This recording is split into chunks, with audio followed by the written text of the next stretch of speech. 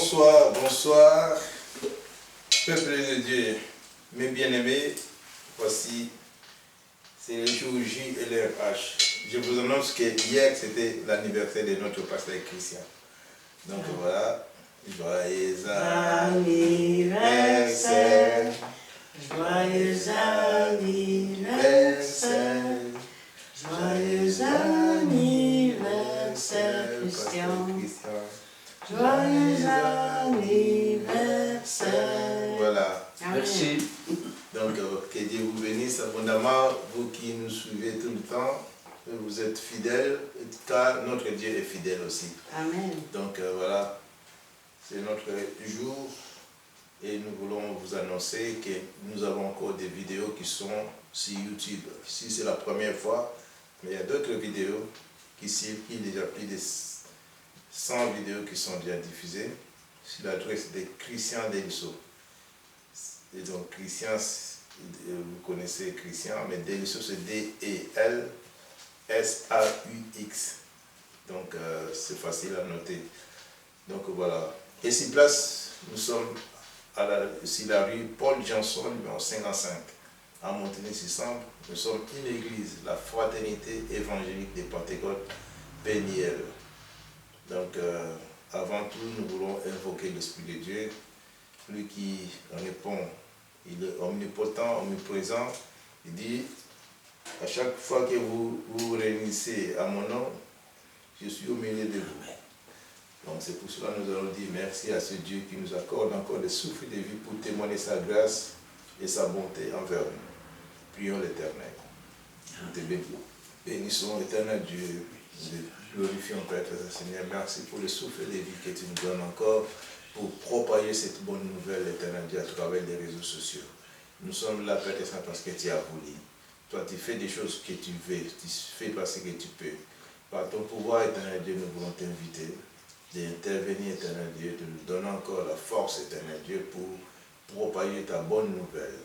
Nous te bénissons, bénis chaque famille, Père Seigneur, qui suivra nos émissions, Éternel Dieu, sur tous nos études bibliques, et chaque famille aussi qui va répondre, partager.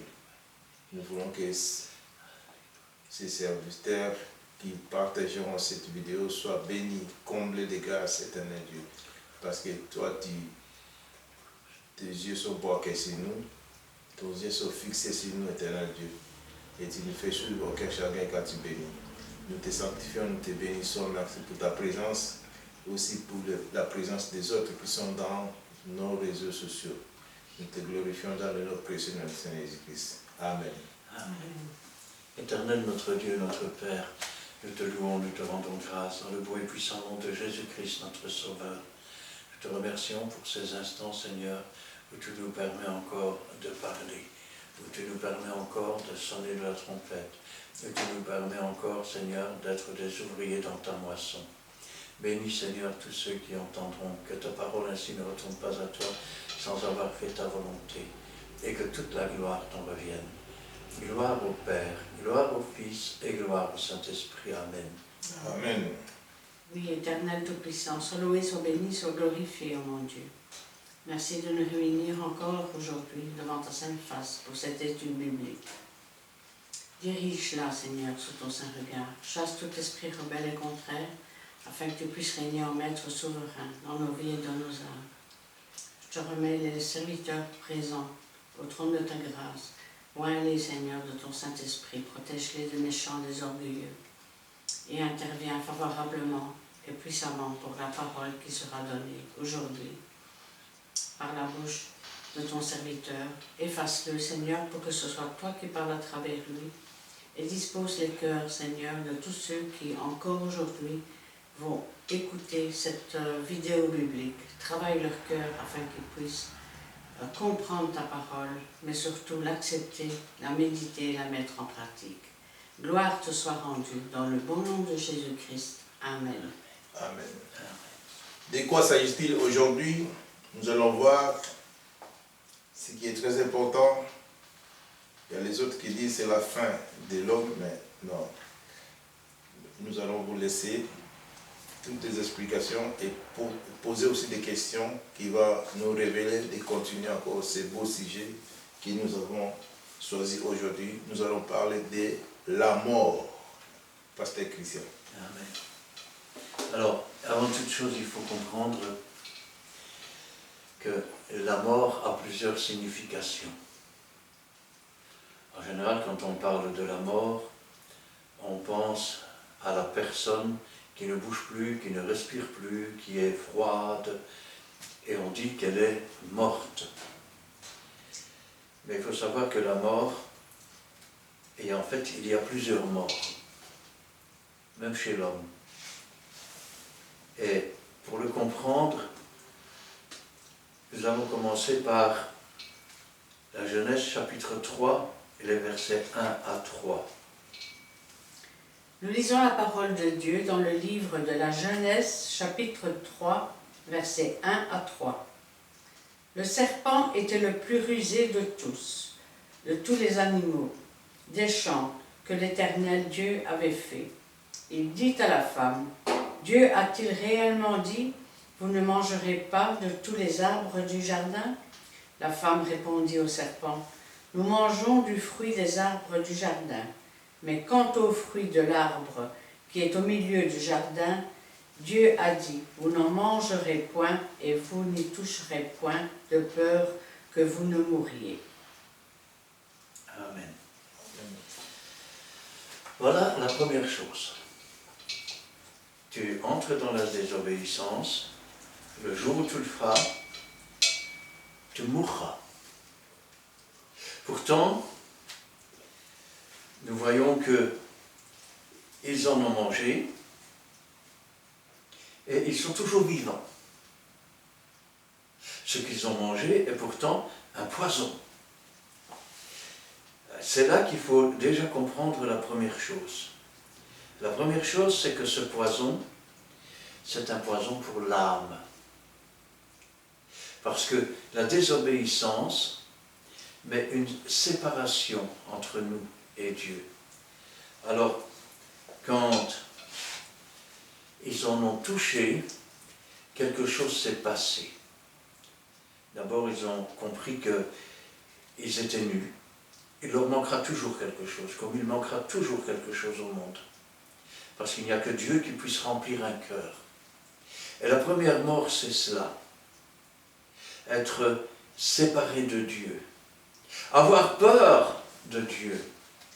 Ils ont eu peur, ils se sont cachés parmi les arbres de jardin. Comme certains aujourd'hui ont peur de la vérité. Ils se cachent derrière les prétextes du monde. Mais la réalité, c'est que spirituellement, ils entraient dans la mort. Et si nous lisons maintenant le verset 8, Nous lisons le verset 8 de la Genèse, chapitre 3. Alors ils entendirent la voix de l'Éternel Dieu qui parcourait le jardin vers le soir. Et l'homme et sa femme se cachèrent, loin de la face de Dieu, de l'Éternel Dieu, au milieu des arbres du jardin. à partir du moment, il faut comprendre ceci, c'est que Dieu avait donné autorité à l'homme sur tous les animaux, y compris le serpent ancien qui devient le dragon des derniers temps. Pourquoi a-t-il si bien mangé? Pourquoi a-t-il pris autant de pouvoir? C'est parce que l'homme lui a donné.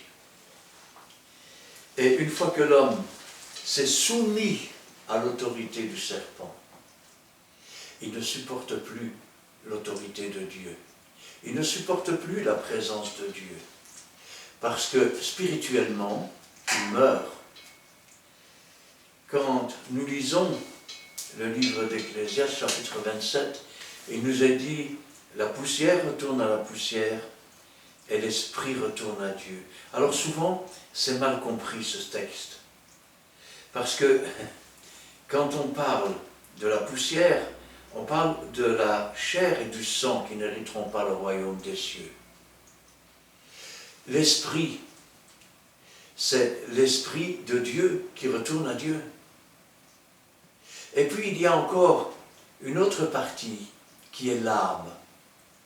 Vous lirez dans la Bible que par le sacrifice de Jésus, nous avons reçu la rédemption de notre âme. C'est-à-dire que nous avons reçu le pardon de notre âme, et notre âme se met à nouveau à vivre, à respirer et à chercher la présence de Dieu. Alors que dans le péché, elle le fuit.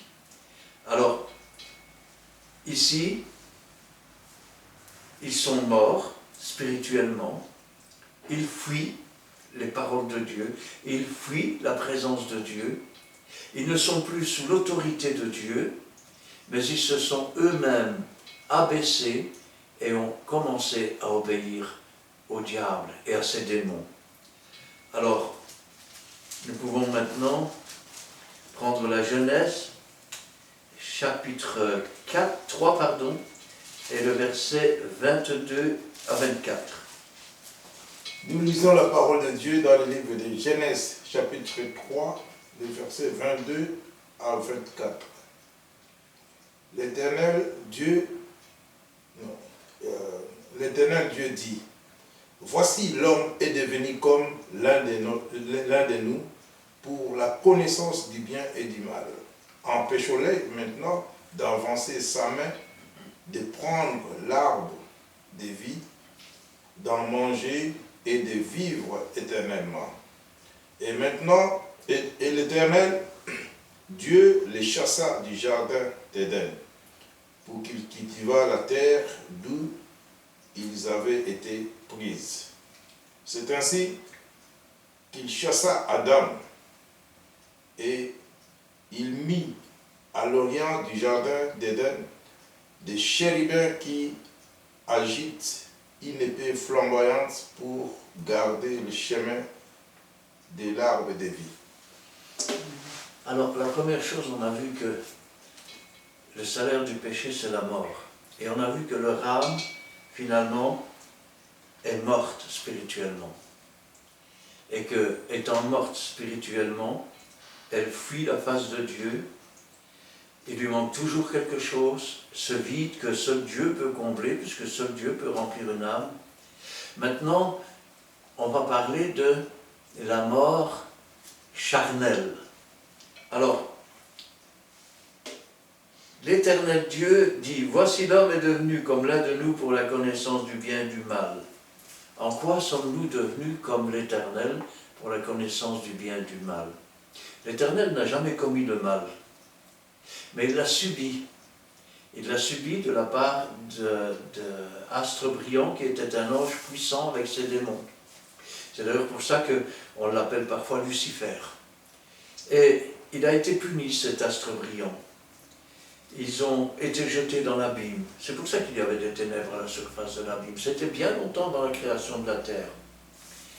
Ensuite, quand Dieu a créé la terre, il a voulu donner une seconde chance à Astre Brillant. Et il l'a transformé en animal.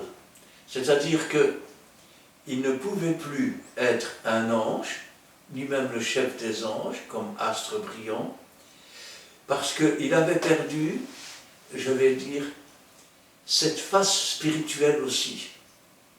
Il n'était donc plus l'astre brillant spirituel, mais il était l'astre animal. Et en tant qu'animal, il est devenu un serpent.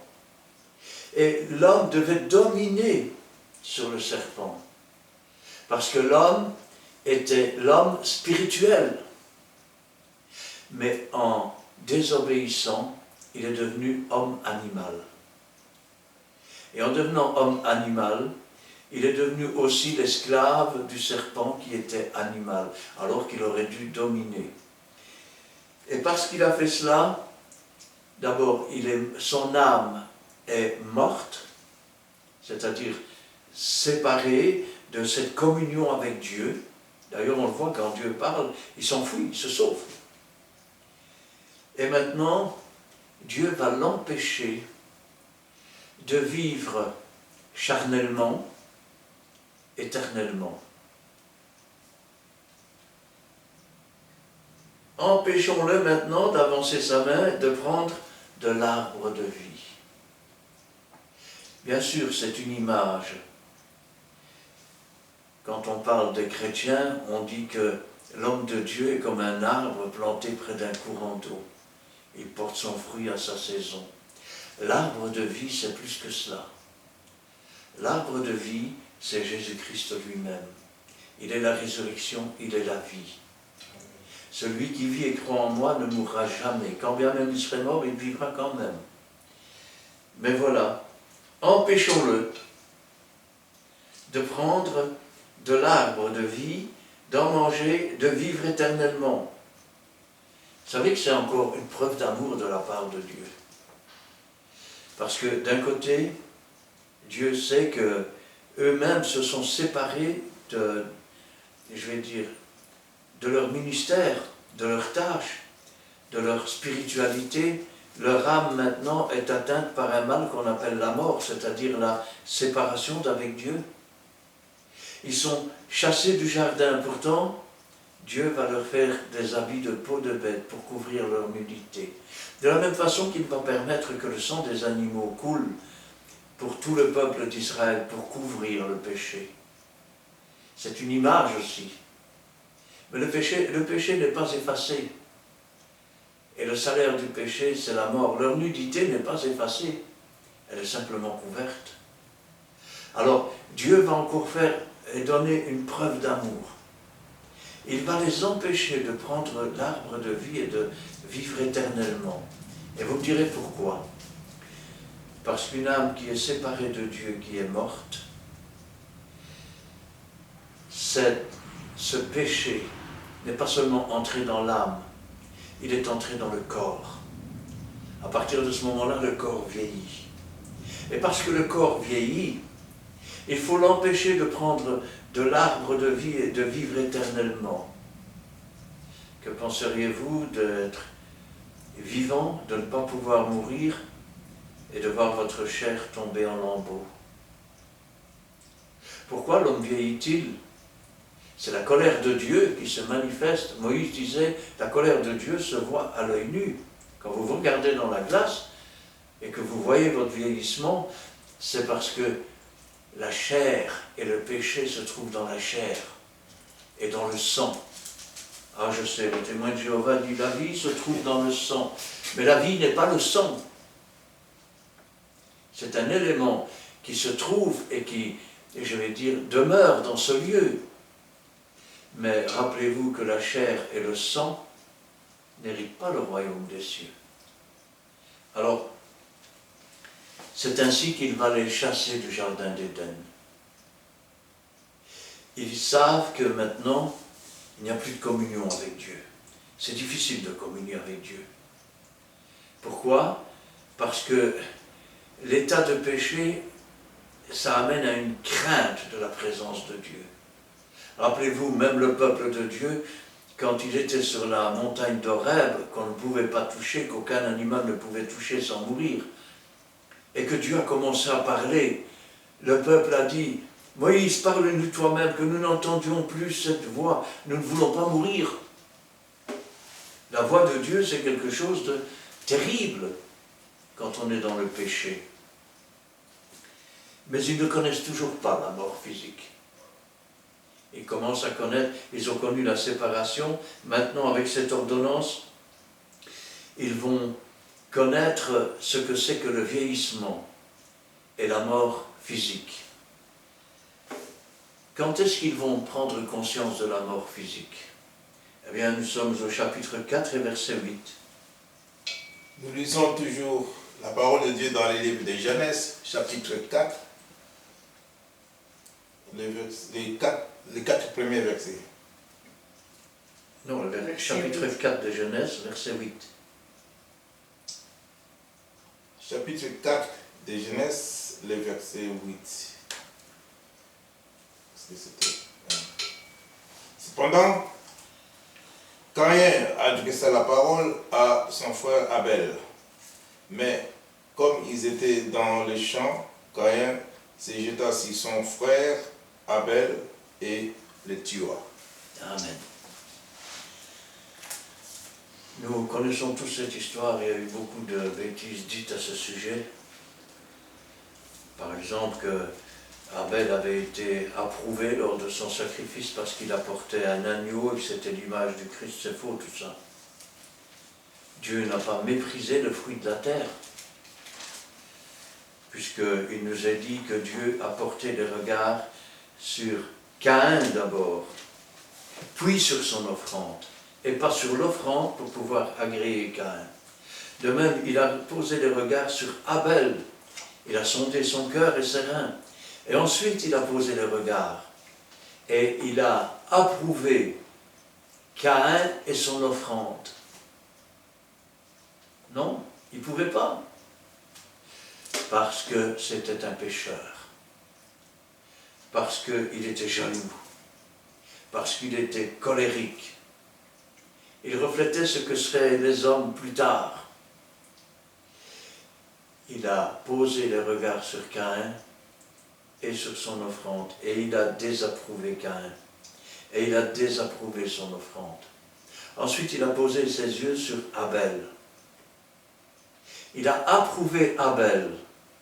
Il n'a pas approuvé l'offrande et puis tourné le regard vers Abel. Il a approuvé Abel. Et puis, il a approuvé l'offrande. C'est d'ailleurs pour cela qu'il dira à Caïn, certainement, si tu agis bien, ça veut dire qu'il agissait mal, tu relèveras ta tête. Mais si tu agis mal, le péché se couche devant ta porte. Et il n'attend qu'une chose, c'est que tu l'ouvres pour entrer. Et il va ouvrir la porte au péché. Il est en colère parce que Dieu n'a pas accepté et qu'il a accepté Abel. Il est jaloux, il est furieux et il va tuer son frère. Jusque maintenant, Adam et Ève ont vécu la mort spirituelle, la séparation d'avec Dieu, à cause du péché, car le salaire du péché c'est la mort. Mais dans leur corps, bien qu'ils souffrent, bien qu'ils commencent à vieillir, ils n'ont jamais vu réellement un mort. Ils vont découvrir leur fils Abel. Peut-être même qu'ils vont le secouer. Ils vont le toucher. Et là, ils vont comprendre qu'il n'y a plus rien dans cet homme. C'est la mort physique. La mort physique, c'est-à-dire la mort du corps. La poussière retourne à la poussière, l'esprit retourne à Dieu qui l'a donné. Et l'âme, ce qui constitue ce qu'est réellement en profondeur l'homme, à cette époque-là, soit il entre dans le sein d'Abraham, soit il est jeté dans le séjour des morts, en français, le Sheol, en hébreu, les Hadès, en grec. Et là, la Bible nous dit qu'il y a des pleurs, des grincements de dents. Ça veut dire que l'œuvre du péché n'a pas trouvé de rédemption pour l'âme. Et donc, l'âme se trouve dans la souffrance, dans la désolation. Rappelez-vous l'histoire du riche et de Lazare. Le riche disait à Abraham, « Envoie Lazare pour qu'il trempe son doigt dans de l'eau, pour que je puisse me désaltérer, car une flamme cruelle me tourmente. » Il dira même, dit à,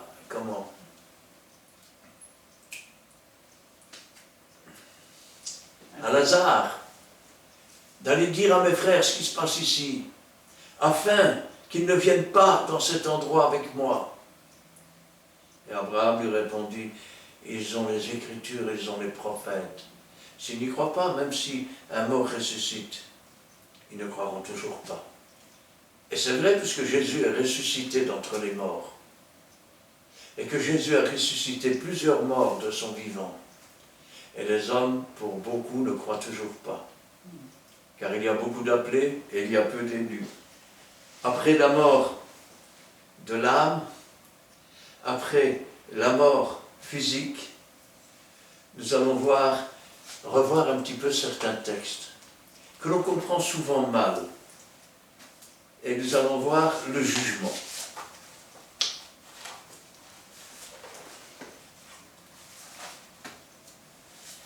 Un instant, voilà. Nous sommes dans Hébreux, chapitre 9, versets 27 et 28. Nous lisons la parole de Dieu dans le livre aux Hébreux, chapitre 9, versets 27 à 28. Et comme il est réservé aux hommes de mourir une seule fois, après quoi vient le jugement, de même Christ, qui s'est offert une seule fois pour porter les péchés de plusieurs, apparaîtra sans péché une seconde fois à ceux qui l'attendent pour leur salut. Amen. Et comme il est réservé aux hommes de mourir une seule fois, ensuite vient le jugement. Que veut dire cette phrase?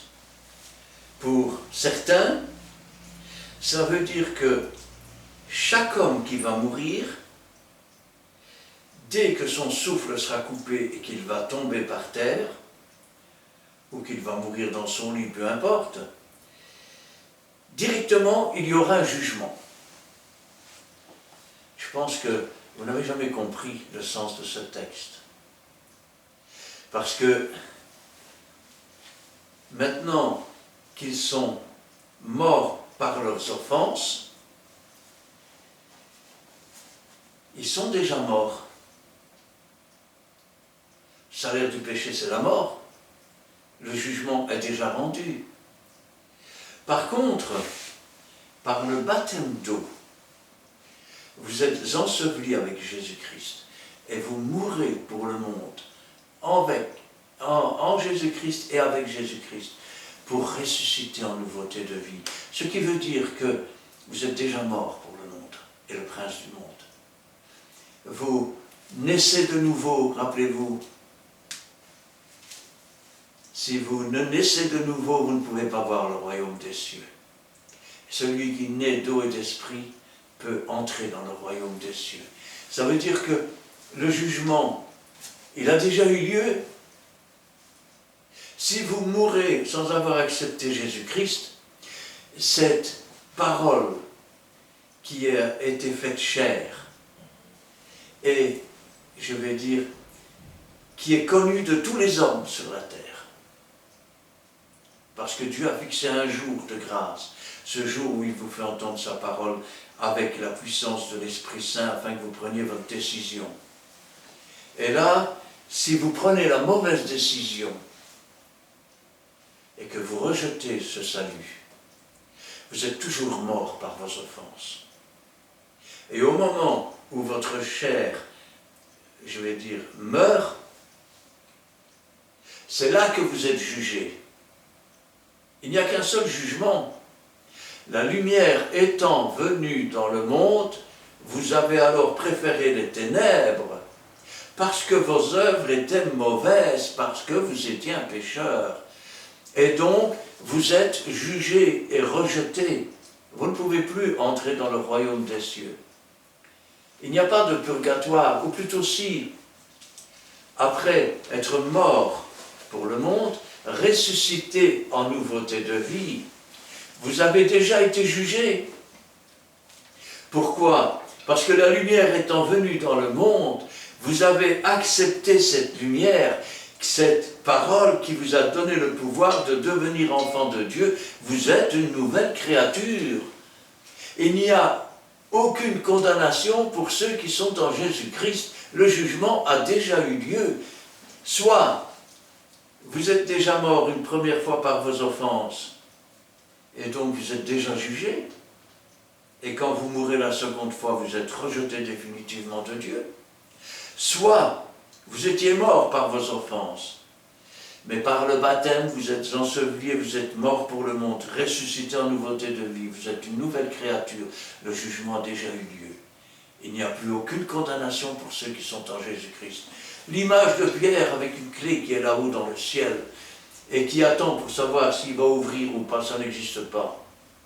Ça n'existe pas. Les clés du royaume des cieux, c'est la connaissance de la parole de Dieu et la mise en pratique de la parole de Dieu. C'est cela qui nous donne les clés pour entrer. Jésus est la porte, mais l'évangile est la parole de Dieu. Rien n'a été fait sans elle. Vous n'entrerez pas sans elle. C'est la clé qui donne accès. Ceci étant dit, il est réservé en effet aux hommes de mourir une fois, ensuite vient le jugement. Soit tu es mort par tes offenses et tu ne t'es pas repenti, et quand ta mort physique arrive, eh bien tu es jugé pour avoir rejeté Jésus. Soit tu étais mort par tes offenses, mais maintenant tu es mort pour le monde, et tu es mort avec Christ, tu es ressuscité en nouveauté de vie, tu es une nouvelle créature. Et le jugement a eu lieu à ce moment-là. Ce jugement, c'est que la lumière est venue dans le monde et que tu as accepté Jésus-Christ. Ce jugement, c'est qu'il n'y a plus aucune condamnation. Qui condamnera les élus? Bien plus, Jésus-Christ est mort. Il a vaincu la mort, il est ressuscité. Alors, parlons de la première mort. Et là, nous sommes dans... Ah, je sais, quand on parle de la mort, en général, on ne s'attend pas à ce qu'il y ait plusieurs morts. Et nous allons voir que ce n'est pas fini, qu'il y en a encore une. Nous sommes dans Romains 6 et nous lirons là les 14 premiers versets. 3 à 14, bravo. Nous lisons la parole de Dieu dans les livres de Romains, chapitre 6, le verset 3 à 14. Ignorez-vous que nous tous qui avons été baptisés en Jésus-Christ, c'est en sa mort que nous avons été baptisés. Nous avons donc été ensevelis avec lui par le baptême en sa mort, afin que, comme Christ est ressuscité des morts par la gloire du Père, de même, nous aussi, nous marchions en nouveauté de vie. En effet, si nous sommes devenus une même plante avec lui par la conformité à sa mort, nous le serons aussi par la conformité à sa résurrection, sachant que notre vieil homme a été crucifié avec lui, afin que le corps du péché fût détruit, pour que nous ne soyons plus esclaves du péché. Car celui qui est mort est libre du péché. Or, si nous sommes morts avec Christ, nous croyons que nous vivrons aussi avec lui. Sachant que Christ ressuscité des morts ne meurt plus.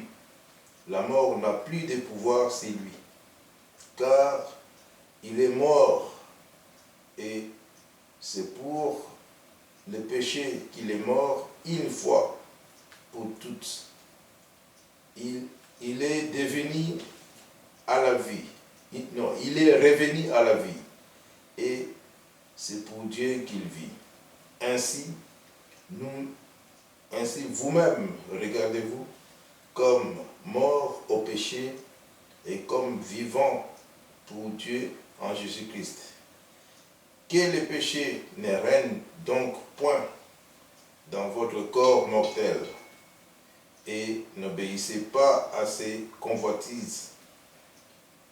Ne livrez pas vos membres du péché comme les instruments d'iniquité, mais donnez-vous vous-même à Dieu comme étant vivants des morts que nous étions, et offrez à Dieu vos membres comme des instruments de justice.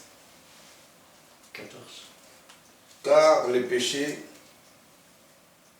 n'ont point le pouvoir sur vous, puisque vous êtes non sous la loi, mais sous la grâce. Amen. Alors, qu'est-ce qu'il nous dit? Il nous dit que, en quelque sorte, si je dois résumer un peu ce chapitre, il nous dit que quand nous sommes morts avec Christ dans le baptême, quand nous avons été ensevelis avec lui, nous sommes ressuscités en nouveauté de vie. C'est-à-dire que ce que la Bible dit, c'est que nous avons reçu la rédemption de notre âme. Ça veut dire que si notre corps s'effondre, nous sommes déjà morts, le jugement a déjà eu lieu, il n'y a plus aucune condamnation. La poussière retournera à la poussière, l'esprit retournera à Dieu et notre âme entrera dans le jardin de Dieu, ce que l'on appelle le paradis. Mais rappelons-nous que le péché est dans ce corps. C'est pour ça que nous vieillissons. Et nous avons péché dans ce corps. C'est pour ça aussi que la chair et le sang ne peuvent pas hériter le royaume des cieux. C'est pour ça aussi que l'apôtre Paul dit, quand nous recevons la rédemption de notre corps, c'est-à-dire à la première résurrection, lorsque le Seigneur, à la voix d'un archange, un signal donné, apparaîtra sur les nuées, et que les morts en Christ ressusciteront. Notre corps est semé, rappelez-vous toujours bien, il est semé. Si du moins l'Esprit de Christ habite en nous. Et l'Esprit de Christ habite en nous quand nous mourons pour le monde, quand nous ressuscitons en nouveauté de vie, c'est-à-dire quand nous prenons un engagement de bonne conscience envers Dieu. Et Dieu s'engage à nous faire marcher dans la sanctification, ou dans le purgatoire, si vous préférez. Il nous aide à purger nos âmes des péchés que nous ne connaissons pas et que nous allons apprendre. Et puis, une fois que c'est fait, nous vivons comme des saints sur la terre. C'est-à-dire que notre vie est cachée avec Christ. Amen. Ce qui est à l'extérieur révèle que notre corps a subi les affres du péché, qu'il n'est toujours pas, ce corps n'est pas encore réconcilié avec Dieu. Mais la promesse vient de Dieu. Le corps est semé corruptible, et il ressuscite incorruptible. Il est semé infirme à cause du vieillissement, à cause des accidents de la vie, il ressuscite plein de force. C'est-à-dire que, après avoir reçu la rédemption de nos âmes, nous recevons la rédemption de nos corps. Et là, nous ressuscitons et nous entrons dans le jardin. Sauf que nous ne nous contentons pas d'entrer dans le jardin seulement.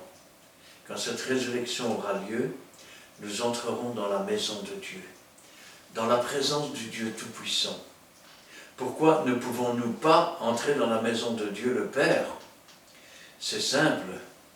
Si Dieu a envoyé son Esprit, et s'il nous a donné la rédemption de notre âme, c'est pour que le Saint-Esprit puisse établir son temple en nous-mêmes, afin que notre habitation, c'est-à-dire notre âme, et notre corps, dans ce corps corruptible, reçoivent le pardon, reçoivent la sainteté et l'Esprit de Dieu, afin que par l'Esprit de Dieu, Dieu plus tard, si cet Esprit est dans notre corps, puisse rendre la vie à nos corps mortels.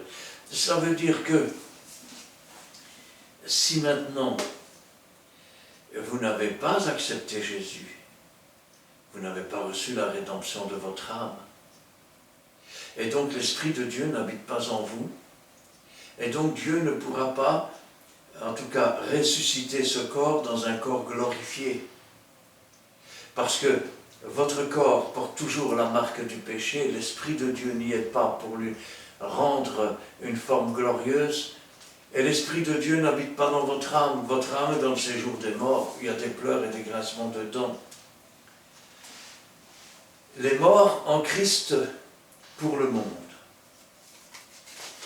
Nous sommes dans Romains chapitre 8 et les 4 premiers versets. Nous lisons la parole de Dieu dans le livre aux Romains, chapitre 8, versets 1 à 4.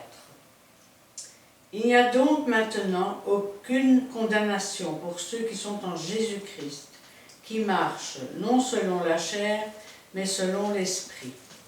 En effet, la loi de l'Esprit de vie en Jésus-Christ m'a affranchi de la loi du péché et de la mort. Car chose impossible à la loi, parce que la chair la rendait sans force. Dieu condamnait le péché dans la chair, en envoyant, à cause du péché, son propre Fils dans une chair semblable à celle du péché, et cela afin que la justice de la loi fût accomplie en nous, qui marchons non selon la chair, mais selon l'Esprit. Amen. Il n'y a donc maintenant aucune condamnation pour ceux qui sont en Jésus-Christ. Alors, si vous avez mal compris ce verset, qu'il est réservé aux hommes de mourir une seule fois, ensuite vient le jugement, s'il n'y a aucune condamnation, pourquoi y aurait-il un jugement? Il n'y a plus lieu d'avoir un jugement, puisque le seul accusateur, c'est le diable, et l'avocat, c'est Jésus. Et le jugement, il a lieu tous les jours, parce que le diable accuse les élus jour et nuit, et l'avocat est là. Alors, en effet, la loi de l'esprit de vie en Jésus-Christ m'a affranchi de la loi du péché et de la mort. C'est-à-dire qu'en acceptant Jésus-Christ et en lui demandant pardon pour les péchés que nous avons commis, et vous direz, ben, moi je suis quelqu'un de bien, le premier péché le plus grave que tu as commis, c'est de vivre comme si Dieu n'existait pas. C'est de ne même pas reconnaître l'existence de Dieu, de celui qui a créé le ciel, la terre, qui t'a tissé dans le ventre de ta mère, qui t'a donné un souffle de vie. Ça, c'est le plus grave des péchés. Ensuite, les autres, ce sont des péchés écrits par la loi. Une loi qui nous montre que dans notre faiblesse, nous sommes incapables d'obéir. Donc, nous sommes tous des pécheurs. Et le salaire du péché, c'est la mort. Donc, ça veut dire qu'il n'y en a pas un pour attraper l'autre. Tous sont pécheurs. Pas un ne mérite d'entrer au ciel. C'est pour ça que Dieu a envoyé son Fils unique, qui lui était dans une chair semblable à la nôtre, mais qui lui n'a jamais péché. N'ayant jamais péché, il pouvait prendre notre place et notre mort. Ainsi donc, il a pris nos péchés, il est descendu dans le séjour des morts, il les a déposés. Ça veut dire que quand nous avons accepté Jésus-Christ et que nous sommes morts avec Christ et ressuscités en nouveauté de vie, la mort a déjà eu sa part. Elle n'a plus rien à réclamer. Elle est vaincue. Nous sommes ressuscités en nouveauté de vie. Nous avons reçu la rédemption de nos âmes et nous attendons la rédemption de nos corps. En effet, la loi de l'esprit de vie en Jésus-Christ m'a affranchi de la loi du péché et de la mort. Car chose impossible à la loi, parce que la chair la rendait sans force, Dieu a condamné le péché dans la chair en envoyant à cause du péché son propre Fils dans une chair semblable à celle du péché, afin que la justice de la loi fût accomplie en nous, qui marchons non selon la chair, mais selon l'esprit. Je vais le dire autrement. Adam et Ève étaient à la maison, ils étaient des hommes esprits. Ils avaient la vie éternelle. Il n'y avait pas de souffrance, il n'y avait pas de douleur. Adam et Ève régnaient sur tout le monde animal. Ils étaient les rois de la terre, avec au-dessus d'eux le roi des rois et le Seigneur des seigneurs. Amen.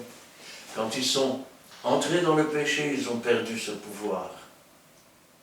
À l'époque où ils étaient dans le jardin d'Éden, jamais un chien n'aurait mordu un homme. Parce que la voix seule de l'homme l'aurait remis à place. Ils étaient soumis et sous la soumission de l'homme. Ils ont perdu cette soumission parce qu'ils sont devenus eux-mêmes des hommes animaux. Et quand ils ont accepté Jésus-Christ, et quand nous avons accepté Jésus-Christ, cet animal, ce serpent ancien, ce diable et ces démons, qui avaient pris pouvoir sur nous, a été obligé de lâcher prise. Parce que là où le Saint-Esprit se trouve, où la lumière se trouve, quelles que soient les ténèbres qu'il y a dans ta vie ou dans ton cœur, quand tu implores la lumière et que la lumière s'allume, les ténèbres disparaissent d'une seule fois. Et d'un seul coup, tu es réconcilié avec Dieu.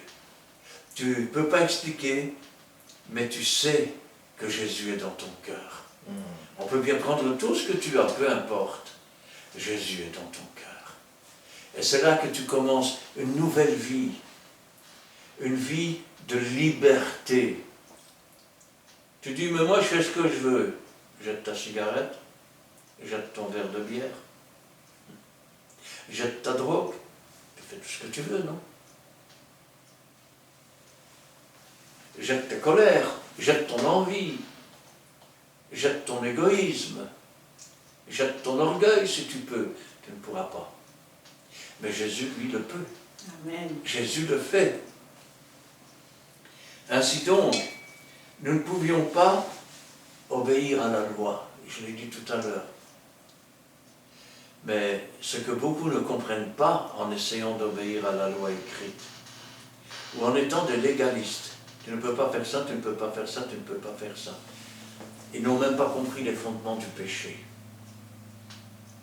Parce que si Adam a péché parce qu'il a mangé le fruit de la désobéissance, alors l'action de manger, c'est ce qui cause le péché. Si je te frappe, j'ai péché parce que je t'ai frappé. Mais la loi de l'esprit, elle dit, si il n'y avait pas eu de l'envie dans le cœur et dans l'âme, c'est là que le péché est né. Quand il a tendu la main, quand il a pris, c'est là que l'action et le résultat du péché qui existait dans le cœur a pris forme ou a été révélé. Quand le Seigneur disait « Tu ne commettras pas adultère », il a été dit « Tu ne commettras pas adultère ». C'est la loi écrite. Mais ensuite il ajoute « Mais moi je vous dis que celui qui convoite la femme de son voisin a déjà commis adultère dans son cœur. » Ce qui veut dire que même si l'adultère n'est pas commis avec la femme du voisin, la convoitise, c'est déjà l'adultère dans le cœur. Et en supposant qu'il commette l'adultère physique n'est que le résultat d'un péché qui existait déjà dans le cœur. C'est ça la loi de l'esprit. Elle nous affranchit de la loi écrite. Parce que la lettre tue, mais l'esprit vivifie. Alors, la mort est vaincue. Petit instant, voilà. Et là, nous sommes dans 1 Corinthiens, chapitre 15, et le verset 55 à 58. Nous lisons la parole de Dieu dans les livres des 1 Corinthiens, chapitre 15, les versets 55 à 58, qui nous dit ceci. Ô mort, où est ta victoire? Ô mort, où est ton aiguillon? L'aiguillon de la mort, c'est le péché. Et la puissance du péché, c'est la loi.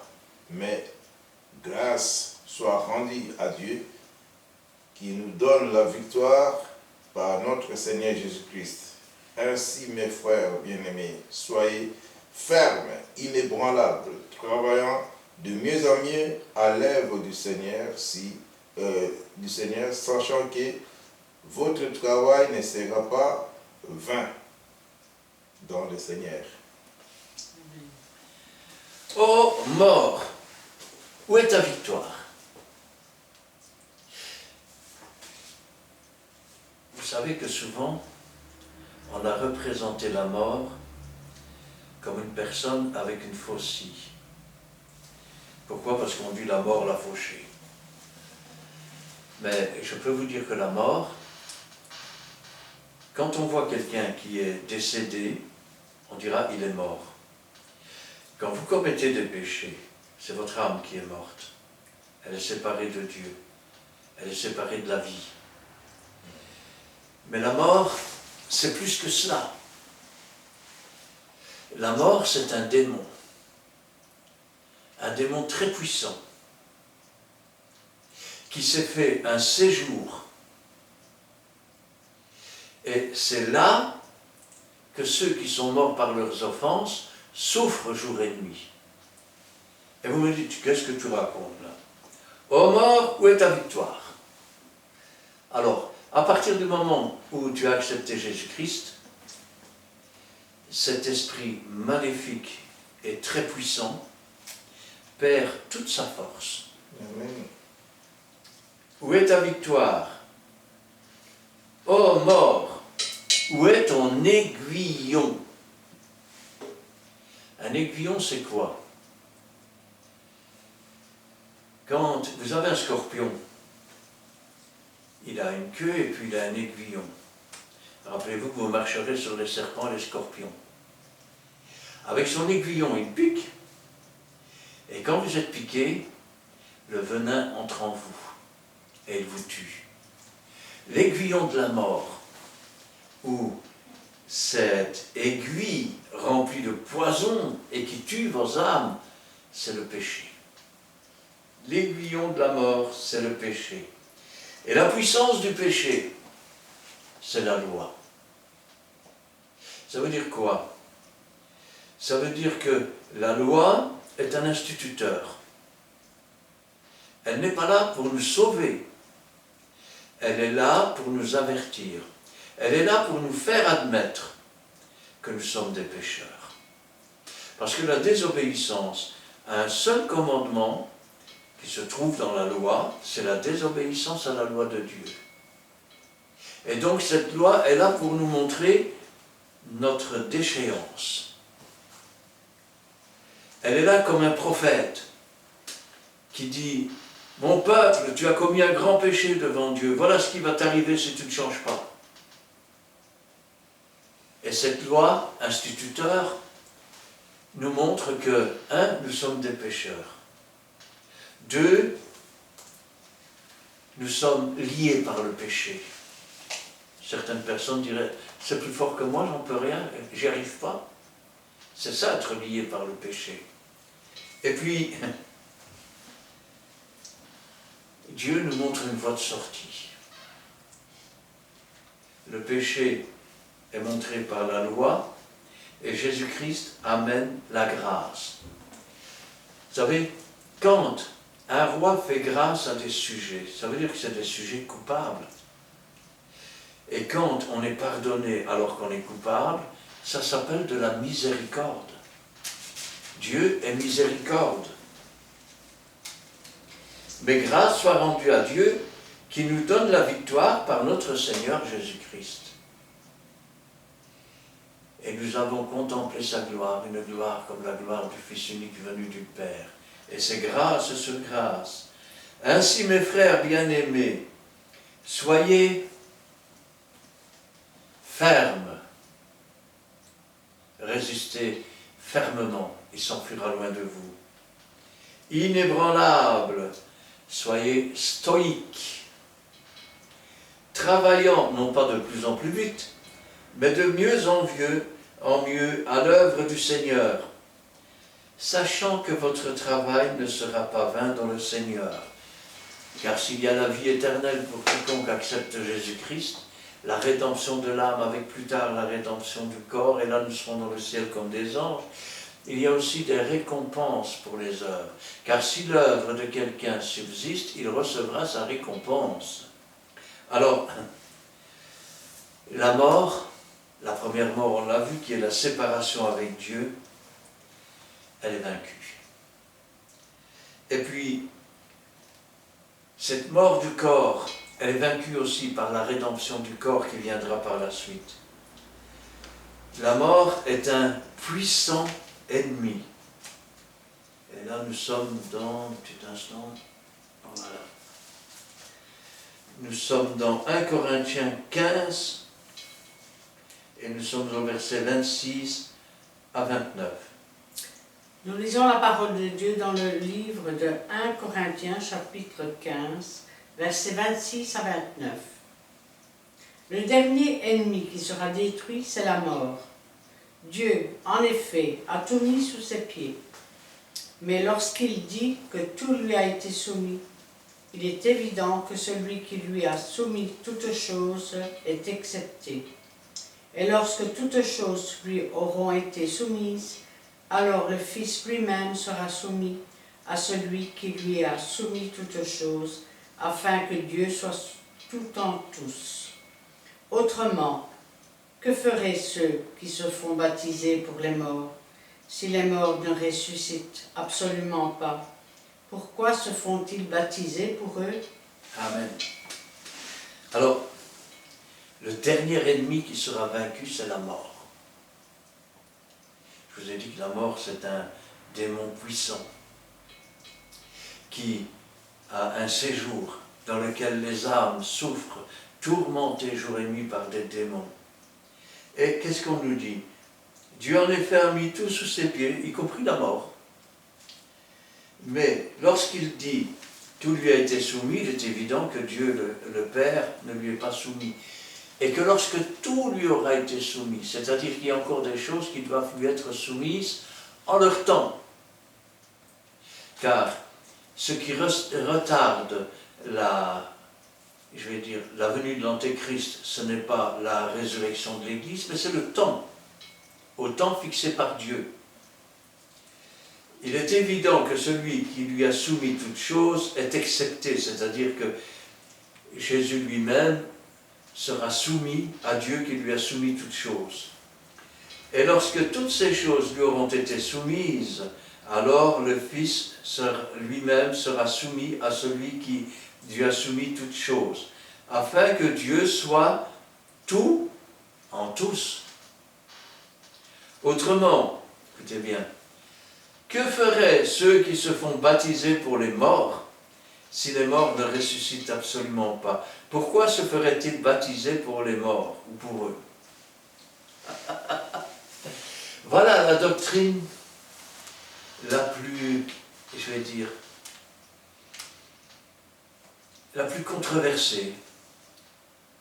Tenez par exemple, chez les témoins de Jéhovah, on s'affaire à récolter toutes les listes dans toutes les communes de tous les gens qui sont morts. Et alors on se fait baptiser pour eux. Waouh! Ça veut dire que, une fois qu'il serait baptisé pour le mort alors reçoit la rédemption de son âme, soi-disant, et donc il peut quitter l'enfer ou le séjour des morts ou le Sheol, et il pourrait rentrer dans le paradis. Il y a un petit problème. Parce que déjà avant que Jésus n'offre sa vie, Abraham dit à ce riche que Lazare ne peut pas aller vers lui, ni lui vers Abraham, parce qu'il y a un très grand abîme. Lorsque Jésus est mort, rendu mort quant à la chair, vivant quant à l'esprit, il est descendu dans les encres de la terre.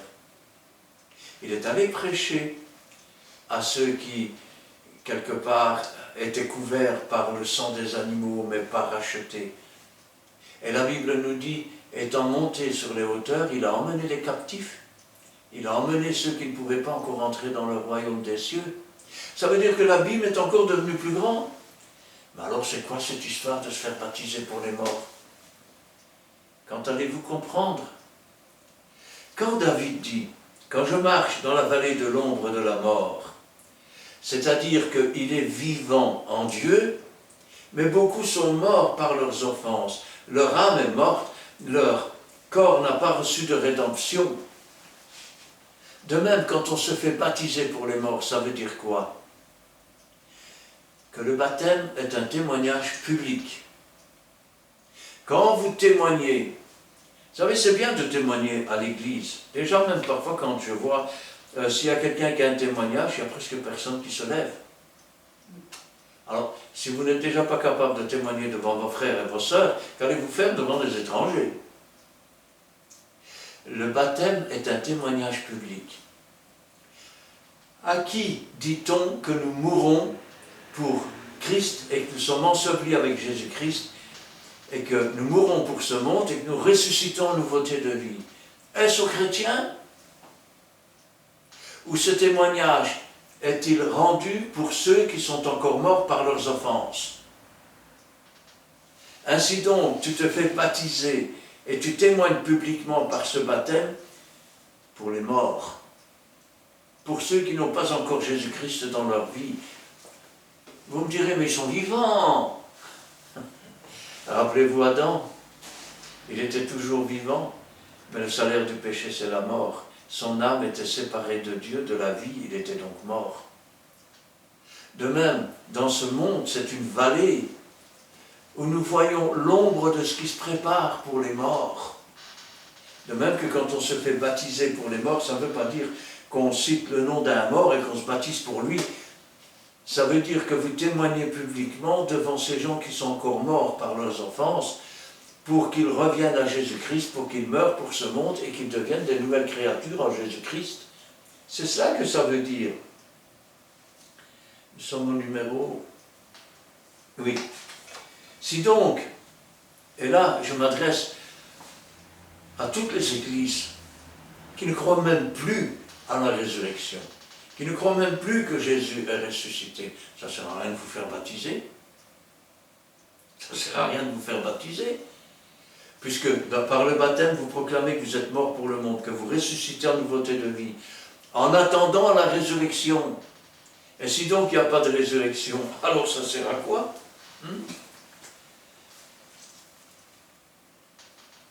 Si les morts ne ressuscitent absolument pas, et c'est ce que certains croient dans les églises, pourquoi se font-ils baptiser pour eux?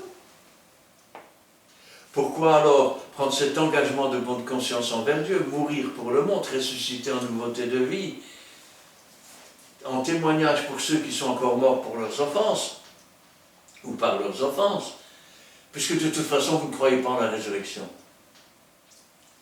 Mais il y a résurrection. Et quand vous témoignez comme ça devant les inconvertis, ou bien devant des jeunes convertis, vous leur montrez le chemin.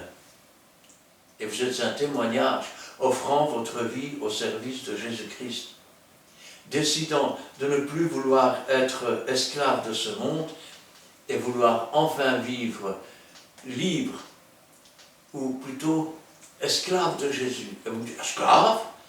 Parfaitement libéré, mais sous les ordres du Seigneur des Seigneurs. Alors, la mort, on l'a dit, c'est un démon puissant. Et un jour, il sera jeté dans les temps ardents de feu. Et là, nous sommes dans l'Apocalypse, chapitre 20, verset 11 à 15. Comment tu dis? 11 à 15. 11 à 15. Nous lisons la parole de Dieu dans les livres des Apocalypse. Le chapitre 20, les versets 11 à 15. Puis je vis un grand trône blanc et celui qui était assis dessus. La terre et le ciel s'enfuirent devant sa face, et il ne fut plus trouvé de place pour eux.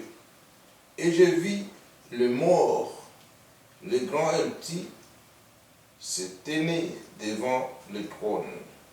Les livres furent ouverts, et un autre livre fut ouvert, celui qui est le livre de vie, et les morts furent jugés selon leurs œuvres, d'après ce qui était écrit dans ces livres. La mer rendit les morts qui étaient en elle, et la mort et le séjour des morts rendirent les morts qui étaient en eux. Et chacun fit jeter, et chacun fit juger selon ses œuvres. Et la mort et le séjour des morts fit jeter dans les temps des feux. C'est la seconde mort, le temps des feux.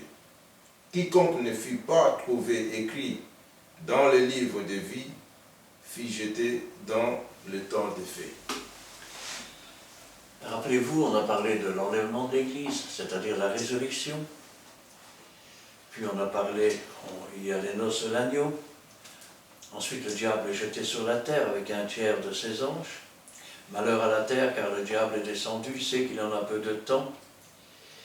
Et donc il va se déchaîner. Israël s'enfuit dans le désert. Ils arrivent devant le mont des Oliviers. C'est là que nous revenons avec Jésus-Christ pour régner pendant 1000 ans. Les 1000 ans sont passés et les nations de Gog et de Magog se lèvent et investissent le camp des saints, c'est-à-dire le lieu où se trouve Jésus, le lieu où se trouvent tous les chrétiens ressuscités avec Jésus-Christ et qui règnent avec Jésus-Christ depuis 1000 ans. Il investit le camp des saints. Mais c'est alors que le grand trône blanc descend. C'est-à-dire que Dieu le Père lui-même descend sur son trône. Et devant lui, la terre s'enfuit, parce qu'elle a été corrompue, comme Adam s'est enfui au milieu des arbres du jardin et qui s'est caché. Le ciel ne fut plus trouvé. Il n'y avait plus de place pour eux, car la corruption les a remplis. Et puis,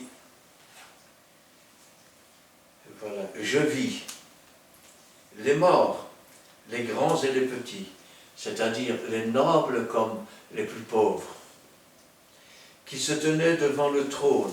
Cette résurrection est la seconde résurrection, celle que l'on appelle la résurrection des impies, et qui n'aura lieu qu'après le millénium. Et les morts furent jugés. Rappelez-vous que le jugement a lieu lors du baptême d'eau pour les chrétiens, et qu'il n'y a aucune condamnation pour ceux qui sont en Jésus-Christ, qu'ils sont déjà ressuscités, qu'ils sont déjà montés dans le ciel, que les noces de l'agneau ont eu lieu, que nous sommes revenus régner avec Jésus-Christ pendant 1000 ans. Et là, les morts furent jugés. C'est-à-dire qu'ils n'ont pas eu ce jugement étant morts pour le monde ressuscité en nouveauté de vie, c'est-à-dire le baptême d'eau. Rappelez-vous, crois, sois baptisé, tu seras sauvé. Ou crois, sois baptisé et tu recevras le Saint-Esprit. Selon leurs œuvres, d'après ce qui était écrit dans ces livres. Vous pensez que vous êtes caché parce qu'il fait noir? Vous pensez que personne ne vous a vu parce que vous avez volé, que personne ne vous a entendu parce que vous avez menti? Que personne n'a connu vos pensées quand vous étiez envieux ou que vous faisiez un sourire et que vous aviez envie de mordre avec vos dents par l'hypocrisie? Mais tout est écrit dans un livre.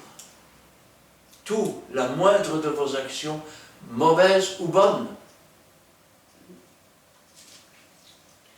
La mer rendit les morts qui étaient en elle, même tous les morts qui sont disparus et dont on n'a plus jamais entendu parler. La mer va les rendre. Et la mort, vous voyez là on parle d'un personnage, la mort. Et le séjour des morts, il est constitué de quoi ce séjour des morts? En fait, il est dans une partie des lieux célestes. C'est un lieu que Dieu a laissé, je vais dire, dans les encres de la terre, aux démons et à cet ange puissant, pour qu'ils punissent les âmes de ceux qui sont restés dans le péché et qui ont rejeté la lumière quand elle est venue à eux. Maintenant, la mort et le séjour des morts rendirent les morts qui étaient en eux. Et chacun fut jugé selon ses œuvres. Et la mort et le séjour des morts furent jetés dans les temps ardents de feu. C'est la seconde mort. Il est réservé aux hommes de mourir une fois, ensuite vient le jugement. Il n'y a plus de jugement pour les chrétiens.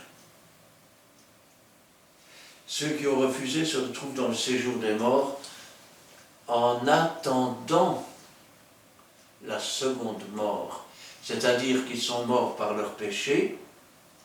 Ils avaient le choix de ressusciter en nouveauté de vie et donc de voir leur corps aussi ressusciter et recevoir la rédemption, mais ils l'ont refusé.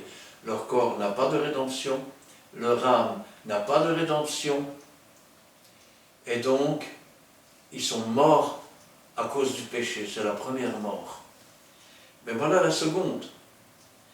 Quiconque ne fut pas trouvé écrit dans le livre de vie fut jeté dans les temps ardents de feu.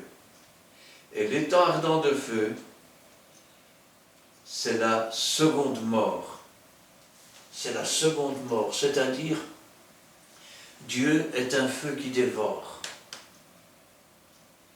Et la seconde mort, c'est d'être dévoré par Dieu. C'est d'être consumé par l'éclat, la beauté et la puissance de Dieu. Je vous ai dit tout à l'heure que nous ne pouvons pas, je vais dire maintenant, même si nous avons reçu la rédemption de notre âme, nous ne pourrions pas résister devant la face de Dieu le Père. Parce qu'il est un feu qui dévore. Rappelez-vous Naab et Abihu. Ils étaient venus pour offrir du parfum et ils avaient pris le feu sur un feu étranger, c'est-à-dire un feu qui n'était pas pris sur l'autel.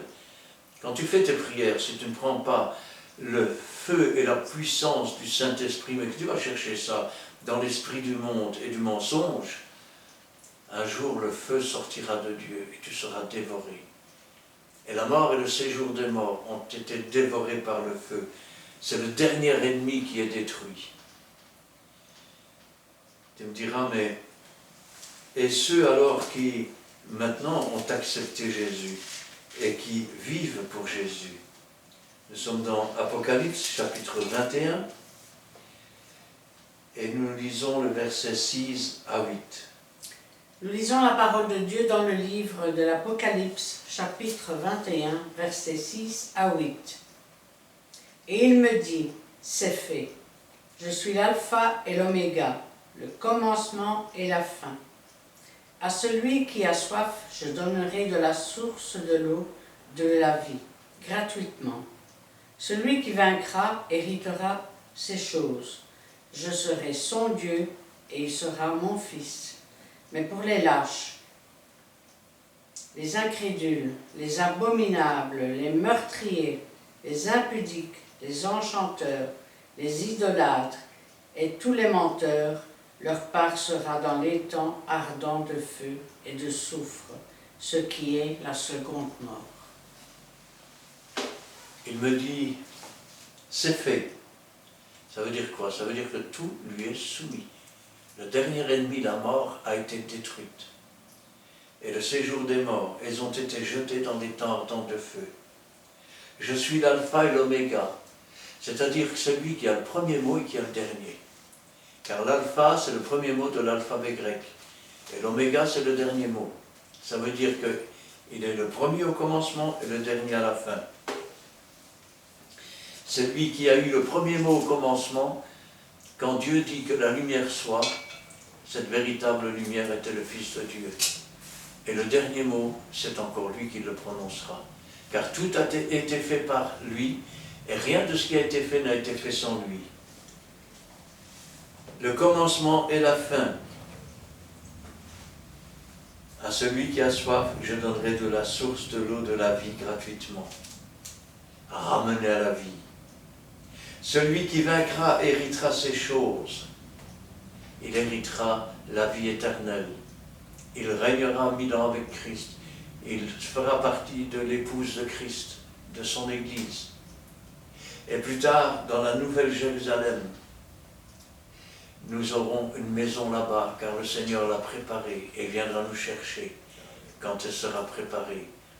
Et là-bas, il n'y aura plus ni deuil, ni souffrance, ni douleur, parce que les premières choses auront disparu. Parler de la mort sans parler de la vie, ce n'est pas possible. Parce que la vie et la mort sont liées. Ou nous rejetons la mort, nous nous détournons d'elle, nous nous tournons vers la résurrection et la vie, et il n'y aura jamais de mort. Car Dieu a créé l'homme à son image. Dieu est immortel. Non, il n'est pas mortel, il est immortel. Ça veut dire qu'il ne meurt jamais. L'homme a été créé au départ pour vivre éternellement. Ça veut dire qu'il ne connaissait ni la souffrance, ni la douleur, ni les pleurs, ni les larmes. Il a été déchu. Et Dieu lui donne une chance aujourd'hui d'échapper à la mort, d'échapper à la seconde mort. Pourquoi sont-ils jetés dans l'étang ardent de feu? Parce que n'ayant pas accepté Jésus-Christ, ils sont morts sans Jésus-Christ. Et après la mort vient le jugement. Et le jugement, pour eux, c'est après le millénium. Ou alors ils vont subir la seconde mort, où tu meurs une fois pour Jésus, pour le monde, et ressuscité en nouveauté de vie avec Jésus-Christ. Et là tu es déjà mort une fois. Quand ton corps tombera par terre, ce sera ta seconde mort. Mais il n'y a aucune condamnation, plus aucun jugement, puisque Jésus-Christ est en toi, puisque le Saint-Esprit est en toi. Et donc tu ne peux que ressusciter et entrer dans le royaume des cieux. Si maintenant tu l'as rejeté, la vie n'est pas en toi, tu n'es pas mort pour le monde, tu n'es mort qu'une fois, quand tu t'es effondré par terre. Et donc, tu dois subir la seconde mort. Et la seconde mort, c'est Dieu qui est un feu qui dévore. Ça veut dire que si maintenant le péché est encore dans notre corps, si je me présentais maintenant devant Dieu le Père, je disparaîtrais, je serais dévoré par les flammes. Et ce serait pour moi la seconde mort. Je dois d'abord atteindre la deuxième résurrection. Résurrection de l'âme, c'est-à-dire rédemption. Et je dois attendre la deuxième résurrection, la rédemption du corps. Où tu as tes deux résurrections, où tu as tes deux morts. Amen. Amen. Amen. Voici à long et à l'âge, nous sommes arrivés à la fin de cette étude publique. Voici, on vous laisse le temps de visualiser, de regarder en famille, ou peut-être de faire comprendre aussi, parce que nous enseignons aux gens capables de les enseigner aussi aux autres. Donc si vous avez peut-être, vous pouvez parler de la mort, et voici une vidéo qui va vous aider pour aussi enseigner aux autres et de comprendre ces choses. À celui qui vaincra. Nous sommes arrivés à la fin. Voici, encore je vous rappelle que l'adresse est là. Il y a des vidéos, likez, posez des questions. Vos questions vont nous aider à former encore d'autres sujets pour les prochains thèmes de notre étude biblique. C'est l'adresse que vous pouvez trouver toutes ces vidéos. C'est à l'adresse sur YouTube. Nous avons Christian Delso. Donc D-E-L-S-A-U-X. Donc voici. Si place, venez à Charleroi, à Montigny-600. Nous sommes à la rue Paul Johnson, numéro 55. Ne tardez pas. Rachetez le temps car les jours sont mauvais. Venez, vous ne serez pas dessus.